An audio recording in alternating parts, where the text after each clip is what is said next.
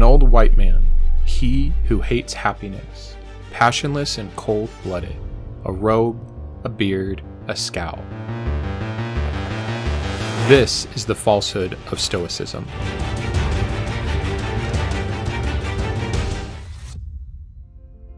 The Stoic is not an enemy of joy nor a martyr for harm and harshness. Instead, they are a seeker, a believer in a better way. The Stoic is not a hater of pleasure, rather its protector, for happiness is a foe that flees from us the second we catch it. But through Stoic practice, we can bind happiness to us forever. Once we learn to love what we already have, happiness has no door to exit. This has always been my favorite Stoic calling, to love what we already have. Its radicality is outdone only by its simplicity. Can you imagine if we actually lived this way? What instead could our money fund? Where instead could our thoughts go? How instead would we spend our time? How wonderful would this ointment feel? Its cool burn covering and restoring the many selfish cuts to our souls.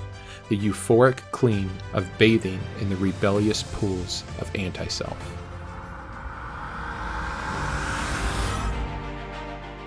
Of course, there is no perfect philosophy, just life's great puzzle, spread out upon a table, trying to find its form.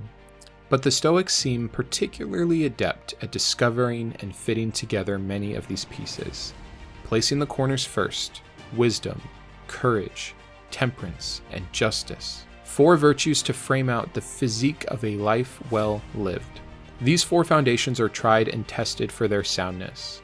Are they strong enough to conquer time? To remain real despite the count of any kind? Clever enough to defend against fallacy, rhetoric, and illusion? Brave enough to do battle with culture and religion? The Stoics seem to think so. Values upheld against all examination. The rest of this puzzle now begins to fall in place with pieces like patience, acceptance, compassion, persistence, resistance, and contentment. Another favorite of mine, contentment, the sturdy staff for the Stoic to stand tall with. Contentment is not compromise. It is not resignation, nor requires us to lose. For true contentment is about what is gained, a mental shift of acquiring more while having less. Is this not genuine alchemy? To spin a joyful spirit despite the straw that we were given? To accept how out of control everything around us is and instead learn to control that which is inside us? To see the walls fall down around, yet kneel and give thanks that they ever stood at all.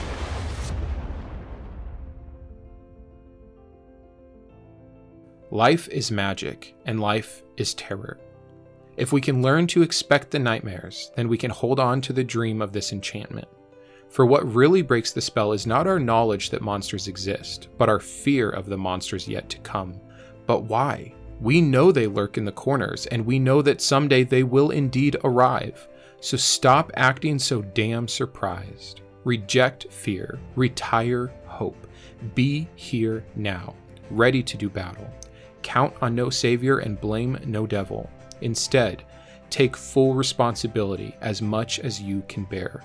Take up arms against the unvirtuous parts of this world ready to infect, and elect yourself as liable for your life. This is the stake of ownership. Feel the difference of this autonomy.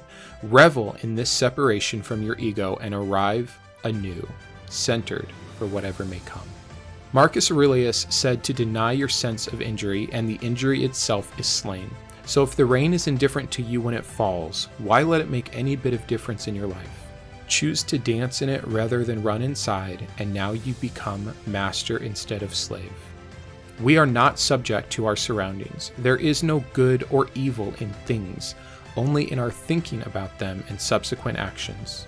These are choices, brave resolutions against the voices that tell you who you are and what is happening to you. Are you not your own? If not, then who? The Stoic takes the reins, not to slow the horse, but to influence the direction. The Stoic takes action. So when you see someone smile instead of shout, or breathe in deep instead of panic, you are witnessing a will that has been developed and acted upon by perception and perspective. The Stoic has been here before. This is where the misconceptions come from. Many who see the Stoics sleeping on the ground or fasting for the day call them a glutton for punishment, a denier of joy, and a lover of suffering. This could not be further from the truth. On the contrary, the practice of this voluntary discomfort is the beginning of Stoic enlightenment.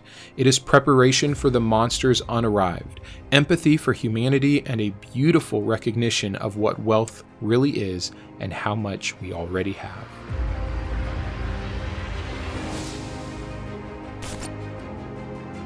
We are not in need.